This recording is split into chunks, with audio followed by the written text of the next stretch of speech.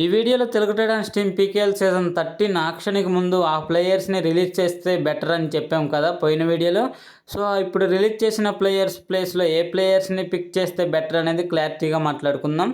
So late చేయకుండా వీడియోలోకి వెళ్ళిపోతాం. ఒకసారి ఆ ప్లేయర్స్ ఎవరెవరో చూద్దాం. ఫస్ట్ వన్ వచ్చేసి ఆశీష్ నర్వాల్, సెకండ్ వన్ వచ్చేసి మంజిత్, థర్డ్ వన్ వచ్చేసి గణేష్ పర్కి, ఫోర్త్ వన్ వచ్చేసి నితిన్ రావల్, ఫిఫ్త్ వన్ వచ్చేసి జై భగవాన్, సిక్స్త్ వన్ వచ్చేసి అమన్, సెవెంత్ వన్ వచ్చేసి అమీర్ ఓషన్ యజలాలి, ఎయిత్ వన్ వచ్చేసి రాహుల్ దాగర్, నైన్త్ వన్ వచ్చేసి బంటూ మలిక్. సో ఈ ప్లేయర్స్ని రిలీజ్ చేసి ఏ ప్లేయర్స్ని తీసుకొస్తే బెటర్ అనేది ఇప్పుడు చూద్దాం. సో ఫస్ట్ ప్లేయర్ వచ్చేసి అమీర్ ఓషన్ యజలాలి. ఈ ప్లేయర్ని తెలుగు టైటాన్స్ టీం పోయిన సీజన్లో 26 lakhs పెట్టి తీసుకుంది. కానీ ఈ ప్లేయర్ ఒక్క ట్యాగిల్ చేయలేదు, ఒక్క మ్యాచ్ కూడా పూర్తిగా ఆడలేదు. సో ఈ ప్లేయర్ ప్లేస్లో పవన్ కుమార్ షెరావత్ని తీసుకొస్తే బెటర్ అనుకుంటున్నా. పవన్ కుమార్ షెరావత్ కూడా 30 lakhs అబవ్ పెడితే వస్తాడు. ఎందుకంటే పవన్ కుమార్ షెరావత్ కూడా పోయిన సీజన్లో పర్ఫార్మెన్స్ చేయలేదు. సో పవన్ కుమార్ షెరావత్ పోయిన సీజన్ పర్ఫార్మెన్స్ చూసుకుంటే 3 matches ఆడి ఓన్లీ 22 రైట్ పాయింట్స్ సాధించాడు. ఒకవేళ ఇండియన్ టీంలో సెలెక్ట్ అయ్యి అతను పర్ఫార్మెన్స్ చేస్తే మళ్ళీ యాక్షన్లో తెలుగు టైటాన్స్ టీంకి దొరకడు. నెక్స్ట్ ప్లేయర్ వచ్చేసి ఆశీష్ నర్వాల్. ఆశీష్ నర్వాల్ని తెలుగు టైటాన్స్ టీం పోయిన సీజన్లో 15.7 lakhs పెట్టి తీసుకున్నారు. ఆశీష్ నర్వాల్ ప్లేస్లో నరేంద్ర కండోలాని తీసుకొస్తే బెటర్ అనుకుంటున్నా. నరేంద్ర కండోలా పోయిన సీజన్ పర్ఫార్మెన్స్ చూసుకుంటే 10 matches ఆడితే ఓన్లీ 39 రైట్ పాయింట్స్ సాధించాడు. ఈ ప్లేయర్ని తక్కువ రైట్ పాయింట్స్ చేసినా ఎందుకు తీసుకురావాలంటున్నానంటే ఈ ప్లేయర్కి తమిళ తెలవాస్ టీం ఎక్కువ ఛాన్సెస్ అయితే ఇవ్వలేదు పోయిన సీజన్లో చూసుకుంటే మనం.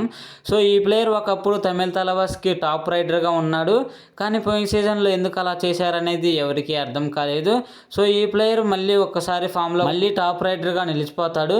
సో ఈ ప్లేయర్ ఆక్షన్లోకి వస్తే తక్కువ ప్రైజ్కే దొరికే అవకాశం ఉంది.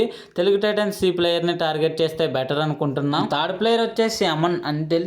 సో అమన్ని పోయిన సీజన్లో తెలుగు టైటన్స్ టీం 13 lakhs పెట్టి తీసుకున్నారు. ఈ ప్లేయర్ పైన పోయిన సీజన్లో చాలా ఎక్స్పెక్టేషన్స్ పెట్టుకున్నారు. కానీ ఈ ప్లేయర్కి పోయిన సీజన్లో ఎక్కువ అవకాశాలు అయితే రాలేదు. సో ఈ ప్లేయర్ ప్లేస్లో అంకుష్ని తీసుకొస్తే బెటర్ అనుకుంటున్నా. అంకుష్ పర్ఫార్మెన్స్ చూసుకుంటే పోయిన సీజన్లో 2 matches ఆడితే 5 tackle points సాధించాడు. అంకుష్ ఒకప్పుడు టాప్ 1 డిఫెండర్గా ఉన్నాడు. సో పోయిన సీజన్లో అంకుష్కి కూడా ఎక్కువ ఛాన్సెస్ అయితే ఇవ్వలేదు. సో ఎందుకంటే బెంగళూరు బుల్స్ అంకుష్కి ఎక్కువ ఛాన్సెస్ ఇవ్వండి దీపక్ శంకర్. సో అతనైతే చాలా టాలెంటెడ్ పర్సన్ అండ్ యంగ్ ప్లేయర్కి అవకాశం ఇచ్చారు కాబట్టి అంకుష్కి ఎక్కువ ఛాన్సెస్ అయితే రాలేదు.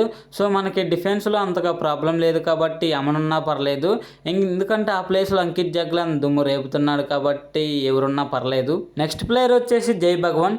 ఈ ప్లేయర్ని పోయిన సీజన్లో 13 lakhs పెట్టి తీసుకుంది. కానీ ఈ ప్లేయర్ కూడా ఏం పర్ఫార్మెన్స్ చేయలేదు. సో ఈ ప్లేయర్ ప్లేస్లో సుధాకర్ ఎమన్ తీసుకొస్తే బెటర్ అనుకుంటున్నా.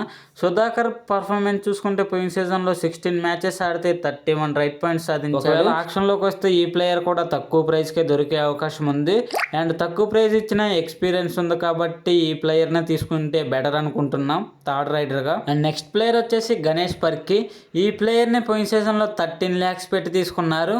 సో ఈ ప్లేయర్ పర్ఫార్మెన్స్ చూసుకుంటే పోయిన సీజన్లో అంతగా ఏం లేదు, అసలు ఏం ఆడలేదు అనుకుంటున్నా నాకు తెలిసి. సో ఈ ప్లేయర్ ప్లేస్లో కొంచెం నవీన్ కుమార్ ఎక్స్ప్రెస్కి ఎక్కువ అమౌంట్ ఇచ్చి నవీన్ కుమార్ని తీసుకొస్తే బెటర్ అనుకుంటున్నా.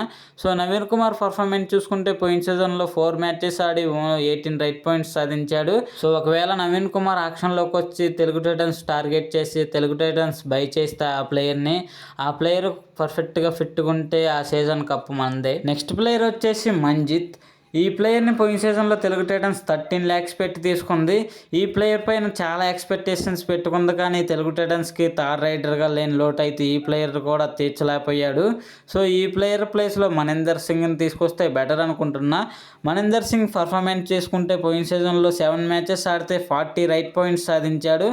సో మన థర్డ్ రైడర్గా పర్ఫెక్ట్గా సెట్ అవుతాడు మనీందర్ సింగ్. సో మనీందర్ సింగ్ కూడా ఆక్షన్లో తక్కువ ప్రైస్కి వచ్చే అవకాశం అయితే ఉంటుంది. నెక్స్ట్ ప్లేయర్ వచ్చేసి రాహుల్ డాగర్. ఈ ప్లేయర్ని పోయిన సీజన్లో తెలుగు టైటన్స్ 9 lakhs పెట్టి తీసుకున్నారు. ఈ ప్లేయర్కి అయితే ఒక్క ఛాన్స్ కూడా ఇవ్వలేదు. సో ఈ ప్లేయర్ బెంచ్ పై ఉండడం కంటే వేరే ప్లేయర్కి ఛాన్స్ ఇవ్వడం బెటర్ అనుకుంటున్నా. సో ఆ ప్లేయర్ ప్లేస్లో సురేందర్ గిల్ని తీసుకొస్తే బెటర్ అనుకుంటున్నా. సురేందర్ గిల్ పర్ఫార్మెన్స్ చూసుకుంటే పోయిన సీజన్ మ్యాచెస్ ఆడితే 19 రైట్ పాయింట్స్ సాధించాడు. సో ఈ ప్లేయర్ కూడా ఆక్షన్లోకి వచ్చే చాలా తక్కువ అమౌంట్కి అయితే వస్తాడు. సురేందర్ గిల్ని కబడ్డీ ఛాంపియన్ లీగ్లో కూడా బై చేసుకున్నారు. సో సురేంద్ర గిల్ కూడా పర్ఫెక్ట్గా ఫిట్గా ఉండనే ఉంటాడు. సో మీరందరూ ఒకటి గమనించినట్టయితే నేను అందరినీ సీనియర్ ప్లేయర్స్నే చెప్పా. సో వాళ్ళు పోయిన సీజన్లో అసలు ఏం పర్ఫార్మెన్స్ చేయలేదు. సో అది ఒక మనకు అడ్వాంటేజ్ అయింది. ఎందుకంటే వాళ్ళు ఆక్షన్లోకి వస్తే చాలా తక్కువ అమౌంట్కే వస్తారు. కానీ ఎక్స్పీరియన్స్ ప్లేయర్స్ వాళ్ళు తలుచుకుంటే ఏదైనా చేయగలరు. సో మనకి రైడింగ్లో ఓన్లీ థర్డ్ రైడరే కావాలి కాబట్టి ఈ ప్లేయర్స్ వస్తే బెటర్ అనుకుంటున్నా. పవన్ కుమార్ లేదా నరేంద్ర కండోలా లేదా మనిందర్ సింగ్, సో ఈ 3 రైడర్స్లో ఒక్క రైడర్ వచ్చినా మనకి పర్ఫెక్ట్గా సెట్ అవుతుంది రైడింగ్ యూనిట్ అయితే. సో మరి మీరు ఎవరు రావాలనుకుంటున్నారో కామెంట్ చేయండి.